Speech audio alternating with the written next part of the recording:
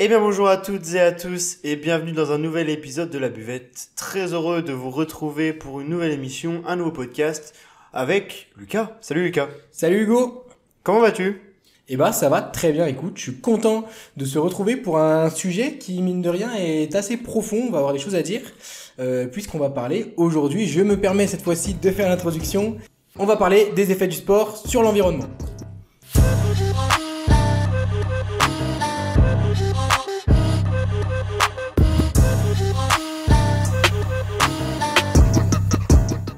Et oui mon cher Lucas, et plus globalement on va évoquer la place du sport dans la lutte environnementale, hein. On sait que c'est un sujet tendance, hein, c'est quelque chose d'actuel. Effectivement on va chercher à consommer plus proprement, c'est des faits, hein. La société cherche à consommer plus proprement, on va préférer la qualité à la quantité déjà, première idée qu'on peut aborder. Et du coup le sport là-dedans, comment ça se passe? Moi je suis parti déjà premièrement, pour lancer directement le sujet sur une consommation liée aux tenues. Ok. Aux tenues, on sait que c'est des matériaux qui peuvent être pas forcément recyclables, ou qui peuvent être faits avec des matériaux qui sont comme du plastique ou du caoutchouc, des choses comme ça. Et premier impact qu'on pourrait avoir, c'est du coup sur la fabrication. Qu'est-ce que tu en penses? Ok, t'es parti direct dans le vif du sujet avec un truc assez précis. Mais complètement, c'est un des nombreux aspects, je pense, qui doit pêcher, hein. On connaît aujourd'hui les grandes marques et les grands équipementiers de sport, que ce soit dans les sports les plus connus comme dans les plus restreints au niveau médiatique. Bah, on a Nike, on a Adidas, on a Puma, on va avoir Under Armour, voilà, pour pas les citer. Mine de rien, c'est quand même un espèce d'oligopole qui s'est formé à ce niveau-là. Et je vous invite quand même à bientôt retrouver en espèce de hors-série une histoire sur un nouvel équipementier qui justement, donc ça s'appelle Castor ou Castore, je sais plus, mais c'est la prononciation, mais c'est Castor je crois, qui est un équipementier il me semble anglais ou irlandais qui lance des circuits courts pour les clubs et qui fait la rémunération des clubs pardon à base de variables sur les ventes. Je vous expliquerai ça dans un hors-série un peu plus storytellé, si je peux me permettre l'expression, l'anglicisme. Donc vous verrez, je serai cette fois-ci seul pour ce podcast, mais je vous tease un peu l'épisode, mais revenons-en à nos moutons. Oui, les maillots, c'est quelque chose qui pollue, ils sont pas forcément produits à circuit court justement. On connaît Nike et Adidas pour leurs usines, notamment dans les pays asiatiques et avec des personnes sous-payées. Voilà, on sait où c'est fait, on sait avec quel matériau, on sait que c'est pas forcément voilà recyclé, etc. Même si on commence à apercevoir dans des collections, je sais qu'Adidas l'a fait pour Dortmund récemment. Je sais que le Real Madrid, un autre club de foot, a eu pendant un moment donné un maillot recyclable, mais ça reste sur des matchs précis. Ça reste, j'ai envie de dire, des coups de com', des effets événementiels. Il n'y a pas réellement d'engagement à ce niveau-là. Comme tu l'as très bien dit, l'environnement c'est quelque chose qui nous touche. On a aujourd'hui dépassé toutes les dates limites en fait pour sauver notre planète. Et ça peut paraître un peu alarmiste de dire ça, mais aujourd'hui le sport doit prendre conscience aussi de l'environnement et doit s'adapter. Mais les maillots c'est un bon exemple effectivement représentatif de l'impact du sport finalement qui est significatif. On le sait, on a tous un impact. Le but c'est de le réduire. Effectivement, le sujet est très bien amené. Merci à toi, Lucas. Euh, Effectivement, hein, l'utilisation des matériaux, en fait, je suis parti de l'idée de comment est-ce qu'une personne lambda qui pratique du sport peut réduire son impact environnemental par tous les moyens possibles. Déjà, forcément, hein, quand on fait du sport, on met une tenue qui va avec. Et bien que la tenue doit rester avec un confort quand même qui est nécessaire pour la pratique, je pense qu'il y a quand même plein de choses à mettre en place, comme par exemple des champs de coton qui sont recyclables ou qui ont un impact réduit sur les émissions de gaz à effet de serre, pardon, ou comme tu le disais, avec des chaînes de distribution et de livraison, etc., qui sont réduits, ou même l'utilisation de plastique qui est recyclable. C'est ça, sachant que dans le monde amateur aujourd'hui, on a des maillots. Je pense que pour tous les sportifs amateurs, on connaît tous le maillot que le grand frère a eu 5 ans auparavant, qui n'a pas été changé parce que le club n'a pas les moyens, qui est reporté, réutilisé. Il faut savoir que dans le monde professionnel, ils ont un maillot par match, si ce n'est pas plus. Euh, Obligé de le prévoir aussi. On n'incrimine pas ça non plus parce que c'est de la logistique, c'est du marketing aussi. Mais il y a peut-être des actions à mener, comme tu dis, sur les maillots, sur d'abord les matières, le fait que ce soit le recyclage, etc., quoi. Et oui, petite aparté, effectivement là-dessus, il y a une marque que je connais qui est française qui s'appelle Gobi, en fait, qui va fournir des bouteilles plastiques réutilisables et recyclables. En fait, ça va éviter la consommation de bouteilles plastiques qui sont jetables et ça fait beaucoup de déchets et c'est pas forcément le plus viable pour la planète. Et cette marque française s'est dit, mais pourquoi ne pas jouer là-dessus et aller dans certains clubs. Alors je l'ai vu dans le club de la Gielbourg, vu qu'on est originaire du coin. Je l'ai également vu à l'Open Tennis de Lyon, donc le tournoi avec comme star vedette Caroline Garcia qui s'est tenu il y a environ un mois et demi, si je dis pas de bêtises. Et la marque Gobi était présente sur ce genre d'événement et ça montre aussi, on en revient aux tendances, hein, que même les tournois, les grandes organisations sportives se mettent aux tendances, suivent ce qui se fait dans l'actualité et veulent passer un peu plus au vert et au recyclage. C'est ça, il y a énormément de startups et d'entreprises dans ce sens-là, et tant mieux. Les Gobi, c'est un super exemple parce qu'en plus, nous qui sommes de l'Ain et du Rhône-Alpes, une certaine partie de la production est produite chez nous, donc c'est purement français. Donc un bel exemple d'industrie pour le sport qui agit dans le sens de l'environnement et qui en même temps est relocalisé, même pas, est localisé en France. Superbe exemple. Comme quoi, ça peut aussi avoir du positif et le sport va dans ce sens-là, avec des engagements. Voilà, on pourrait dire que c'est juste des gourdes, mais ils font un certain effort et c'est pas que de l'image. Il y a aussi peut-être une certaine volonté à ça, quoi. Effectivement, pour continuer ce podcast, je suis parti un peu plus sur l'idée des déplacements, hein. On sait que forcément les déplacements c'est ce qui est le plus énergivore, ce qui va le plus impacter notre planète directement. Et j'ai pensé notamment à la ville de Lyon en ce moment qui réalise, on sait que Lyon c'est une ville où il y a quand même pas mal de travaux en ce moment, et notamment des travaux qui sont employés, qui sont mis en place en fait pour permettre une meilleure circulation des cyclistes notamment. On sait que le maire de Lyon est écologiste, hein, donc forcément Ouais. il prend parti pour ce genre de choses. Qu'est-ce que tu en penses, toi? Est-ce que tu penses que c'est quelque chose de bien de voir plus de vélos en ville? Est-ce que tu penses qu'il y a des risques qui sont liés à leur présence? Comment tu vois la chose un peu? Alors là, du coup, on parle plus d'activités sportives. C'est très compliqué de répondre à ça parce que ça pose des soucis d'environnement et d'urbanisme. On sait qu'à terme, les centres-villes et les villes seront dépossédées des voitures, ce qui est pas plus mal, mais ce qui posera des soucis logistiques pour les personnes qui souhaitent s'y rendre. Les pistes cyclables, c'est bien. Est-ce qu'elles sont utilisées correctement, mises à tel endroit? Ça, c'est très politique comme sujet et j'ai pas forcément envie d'entrer dans ce genre de réponse. Mais voilà, faut faire des actions environnementales, c'est très important. Les activités sportives, c'est très important. Il y a aussi plein de sentiers de VTT qui sont créés aujourd'hui dans nos départements. Il y a des sentiers de randonnée. Voilà. En termes d'activités sportives, je pense que la France, pardon, se dirige vachement bien et dans la bonne direction. Après, pour parler de sport pur et dur, au niveau amateur, ça passe par la conscience collective, de peut-être prendre, voilà, de mobiliser pas plusieurs voitures, mais peut-être une voiture si on peut, au minimum, peut-être un car, investir. Voilà, on sait que pour les clubs amateurs, c'est quand même dur financièrement, mais voilà, faire des petits efforts du quotidien comme une personne pourrait le faire. Je pense que dans le sport amateur, c'est l'essentiel et que il y a déjà, enfin, il n'y a pas d'impact significatif du sport amateur comparé au sport pro. Je me trompe peut-être, c'est une conclusion que je suis en train de me faire. Et pour le sport pro, alors il y a deux écoles et c'est très dur encore une fois, c'est dur de répondre parce que c'est vraiment un problème complexe. Sachant que par exemple, aujourd'hui on critique le Paris Saint-Germain pour ses déplacements en avion sur des distances très courtes. Mais il y a le problème de sécurité qui est tellement important et qu'on oublie tellement vite, c'est qu'aujourd'hui, on voit pas, enfin je veux dire, vous mettez un Kylian Mbappé dans un car, il y a des gens qui sont capables de se mettre entre le car et la route pour tenter d'arrêter le car ou de se mettre en danger parce qu'ils sont trop fans.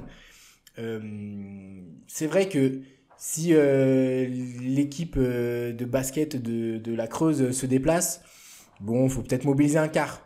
Si c'est l'équipe du PSG, ben ouais, pour faire Paris-Lille, il faut peut-être peut-être songer à, ouais, peut-être en train, mais alors des dispositifs de sécurité énormes, et ça pose plein de questions. Et après, c'est sûr que tout ce qui est jet privé des joueurs, etc., on peut remettre en cause, quoi. C'est vrai que pour revenir un peu sur le sport amateur, avant de repartir sur le sport professionnel, comme tu l'as très bien dit, hein, la notion, pardon, j'ai arrivé, de covoiturage semble totalement important, totalement à ancrer, j'ai envie de dire, dans les mentalités de chacun, et ça se fait déjà pas mal. C'est vrai que tu as relevé l'idée de l'impact du sport amateur sur l'environnement par rapport au sport professionnel, et c'est vrai que c'est une bonne remarque parce qu'on se rend pas compte, peut-être forcément, mais c'est possible que le sport amateur consomme autant que le sport professionnel au final, bien que les déplacements soient moindres, et ben, ils sont plus nombreux. Ils sont plus nombreux, ouais. Donc là-dessus, c'est vrai que ça peut être une question qu'on peut se poser, c'est quelque chose d'intéressant. Je pense que vous pouvez aussi vous poser la question, pardon. N'hésitez pas à donner votre avis hein, sur nos réseaux sociaux, comme d'habitude, je me répète, mais Instagram, TikTok, c'est important. Allez nous donner de la force, c'est pas grand-chose, mais ça nous soutient dans notre projet, c'est toujours cool. Pour revenir sur le sport professionnel, moi j'ai envie de te poser une question. Est-ce que tu penses tout simplement que la pratique du sport professionnel, est-ce qu'elle est compatible avec comment dire, une lutte contre les gaz à effet de serre par exemple, enfin pour l'environnement au final? Alors, pour être assez cash, aujourd'hui on est des pollueurs. Les humains sont des pollueurs. Les humains cherchent à aller vite, à progresser. Et le sport représente totalement l'humanité. On recherche la performance, on recherche le spectacle, de plus en plus grandiose, dans des stades de plus en plus technologiques, remplis, des événements continents bientôt, Internationaux, ouais. internationaux, et bientôt on va faire des coupes du monde à des pays qui sont à 6000 km, même voire plus les uns des autres. Enfin, en fait, c'est très complexe comme question parce que pour moi, le sport, c'est la recherche de se dépasser. Et le spectacle va dans ce sens-là, c'est-à-dire qu'il faudra toujours faire mieux, mieux, mieux. Et les athlètes en sont aujourd'hui mieux équipés, plus performants, et dans 10 ans, ils le seront encore plus, etc. Et dans ce sens-là, je vois mal comment l'environnement aurait sa place dans un système capitaliste où l'argent compte plus que l'environnement, où le spectacle compte plus, où la médiatisation. Donc, on a quand même envie de se dire qu'il y a des efforts qui sont faits, mais ça s'arrête pas. Enfin, je veux dire, un club aujourd'hui, c'est pas parce qu'il met en place des éco-cups qu'il est vert, quoi. C'est pas parce qu'il met en place des gourdes recyclables qu'il est vert. Mais c'est le premier pas et c'est les premières actions qui vont enchaîner d'autres choses. Aujourd'hui, c'est une conscience collective, comme je l'ai dit. D'après moi, attention, ça n'engage que moi. Mais c'est une conscience collective et c'est les joueurs, oui, c'est les supporters, oui, c'est toutes les petites personnes. Mais à un moment donné, c'est les grosses institutions. C'est non seulement la FIFA, c'est non seulement voilà, toutes les fédérations confondues de tous les sports, les Jeux Olympiques. Enfin, je veux dire, aujourd'hui, c'est les gros acteurs comme ça qui doivent prendre des décisions radicales, quitte peut-être à tuer un peu de profit ou voilà. Est-ce qu'ils le feront un jour? Je sais pas. J'ai de gros doutes quand on voit aujourd'hui, et j'ai pas peur de le dire, la corruption qu'il y a dans certaines fédérations de football, enfin même la FIFA. C'est dur de se dire qu'ils vont privilégier l'environnement à leur intérêt économique. Mais voilà, il y a des petites actions qui sont faites, on continue, on espère que nous aussi, la jeune génération, on soit plus au fait de tout l'environnement et de toutes ces actions-là. Et ce qui me fait dire ça aussi, c'est qu'aujourd'hui, les plus grands athlètes de ce monde, j'ai un athlète qui me vient en tête, c'est Lewis Hamilton, qui fait de l'environnement un combat mais incroyable pour lui-même. Voilà, il fait plein de combats d'ailleurs. Je vous invite à, même si vous n'aimez pas le sportif, à aller voir l'homme, que je trouve très intéressant d'un point de vue social. Mais voilà, il a fait de l'environnement son combat, et quelqu'un qui a autant d'influence, je pense que c'est important. Et voilà, c'est quelqu'un qui pourrait dans son sport changer beaucoup de choses, parce qu'il a quand même un sport, on parle pas souvent de la F1, mais je pense que niveau bilan carbone, ils doivent y aller, parce qu'entre les pays et les week-ends, je sais que toi tu suis beaucoup, je pense qu'ils sont pas mal. Eh ben écoute, sans se concerter une nouvelle fois, c'est fou, j'allais justement entamer le sujet de la F1, de la Formule 1. Donc comme quoi, on en revient souvent aux mêmes choses et bon, on partage quand même des idées assez rapprochées, on va dire, bien qu'on ait quelques points de désaccord, mais globalement on est assez d'accord sur plein de choses. Mais effectivement, la Formule 1, c'est vrai que ils communiquent quand même de temps en temps sur le fait qu'ils tentent de réduire leurs émissions de gaz à effet de serre, de réduire les trajets, par exemple, de pas faire un Grand Prix au Japon, puis la semaine d'après de le faire en Europe, puis la semaine d'après en Amérique du Sud. En fait, ils essayent d'avoir un calendrier plus organisé. Mais c'est vrai qu'à côté de ça, ça reste quand même des tonnes de matériaux qui sont transportés, des voitures qui roulent à longueur de week-end et qui ont une puissance totalement incroyable. Donc niveau consommation, je vous laisse imaginer la chose, hein. Déjà quand on fait un trajet sur l'autoroute, on utilise un plein d'essence. Je vous laisse imaginer une voiture qui va à plus de 350 km/h, la consommation que ça engendre derrière. Donc c'est vrai que en fait, ce que je trouve un peu compliqué, c'est aussi tous les scandales qui vont se mettre en place liés à l'environnement. Très récemment, pour revenir sur l'exemple du Paris Saint-Germain, il y a eu le scandale du char à voile Ouais. qui avait été évoqué par Christophe Galtier de façon humoristique. Mais il y a également, récemment, pensez totalement à la Coupe du Monde au Qatar. Oui, Euh, complet.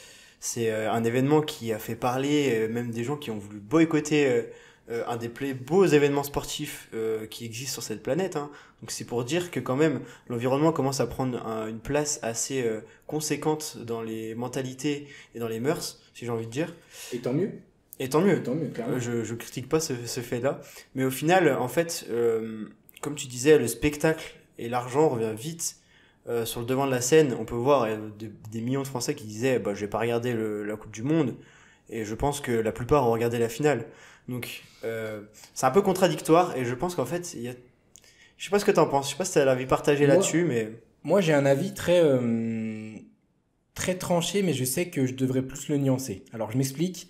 Pour moi, aujourd'hui, c'est trop facile de dire que un Français n'avait pas à regarder la finale de la Coupe du Monde parce que la France était en finale. C'est trop facile de dire, bah, t'avais pas qu'à regarder si tu soutiens l'environnement. Ça marche pas comme ça. Aujourd'hui, oui, si les consommateurs se mettaient d'accord et qu'ils divisaient par deux l'audience de la finale de la Coupe du Monde, il y aurait des changements. Mais on sait très bien que le monde ne tourne pas comme ça. Aujourd'hui, on est dans une société très individualiste, pardon. Et, et c'est pas au consommateur de tout prendre sur lui, sur ses épaules, quand on sait qu'encore une fois que les institutions ne font pas grand-chose en ce sens. Et souvent, les actions qu'elles font, c'est pour contenter le public, pour dire regardez ce qu'on a fait. Parce que le Qatar, quand on voit là tout ce qui est mis en clim, tout ce qui a été mis en clim, en climatisation, on parle pas aussi de ce genre d'événement, mais les quantités d'eau que ça brasse sont monumentales. Pour petit aparté, mais par exemple dans un golf, le sport qu'on oublie souvent, le golf brasse des quantités d'eau incroyables et un impact carbone et un impact sur l'environnement, pardon, incroyable. alors que si je puis me permettre, on est en plein désert. Autre exemple, on est quelques jours là avant Pour le le Qatar, ouais. ouais, le Qatar, ouais. On est quelques jours avant le lancement de la saison de Formule 1 qui se déroulera à Bahreïn. Donc en plein désert, hein, clairement, pays chaud, etc. Et je suis tombé un peu par hasard sur Instagram sur une publication de Lando Norris et Carlos Sainz, donc deux pilotes de Formule 1, qui sont en plein golf avec une herbe totalement verte, quoi. Donc Ah. c'est vrai que là-dessus, on comprend pas trop. On comprend pas trop et puis voilà et puis le Qatar va se défendre en te disant qu'ils ont créé un stade avec un stade entièrement démontable ils ont passé justement ils ont fait une bonne action je crois qu'ils ont alors faut vérifier l'information mais ils ont passé les conteneurs à la Turquie pour le séisme pour qu'ils puissent être transformés en habitation ou alors ils avaient prévu de passer le stade à d'autres pays pour qu'ils s'en servent. Enfin, c'est des bonnes actions, c'est des actions incroyables, mais ça n'enlève pas l'impact et le.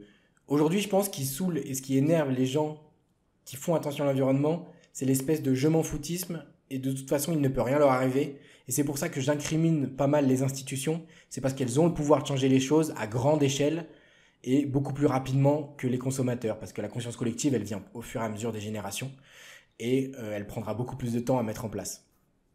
Et c'est, ouais, voilà, les institutions, les grandes entreprises, pour moi, c'est à elles d'engager le mouvement, de faire le premier pas et d'accélérer, en fait, finalement, accélérer vraiment ce côté-là. Parce qu'en plus, moi, je suis convaincu d'un point de vue marketing, aujourd'hui, mettre l'environnement au centre d'une politique, c'est sur le moyen long terme, le meilleur moyen, justement, pardon de me répéter, d'avoir une bonne relation avec sa clientèle, avec ses clients, aujourd'hui, je pense que pour une marque, c'est vraiment une preuve de, s'engager pour ses clients et une preuve de confiance, un lien de confiance qui mettrait en place en plus de préserver leur planète, quoi. Bah écoute, ça me semble être un très beau discours de fin. Décidément, les fins de podcast se ressemblent, mais on est bien synchro. Mais c'est vrai que je suis assez globalement d'accord avec ce que tu dis. La place, enfin pour moi, la lutte environnementale a sa place dans le sport et doit faire partie intégrante du sport parce que le sport, c'est un partage de belles valeurs et de belles choses et qu'on doit tous y participer ensemble collectivement. Écoutez, merci d'avoir suivi ce podcast. Merci à toi, Lucas. Merci beaucoup, n'hésitez pas à aller checker nos réseaux sociaux. On est maintenant aussi présent sur YouTube. Vous pouvez écouter les podcasts sur YouTube, voir des shorts et du contenu sur YouTube. Évidemment, TikTok, Instagram et le site internet labuvettepodcast.fr. Je vous souhaite à tous une très bonne fin de journée, fin de matinée, fin de soirée. Et n'oubliez pas, la vie est un sport, buvons-la sous tous ses angles.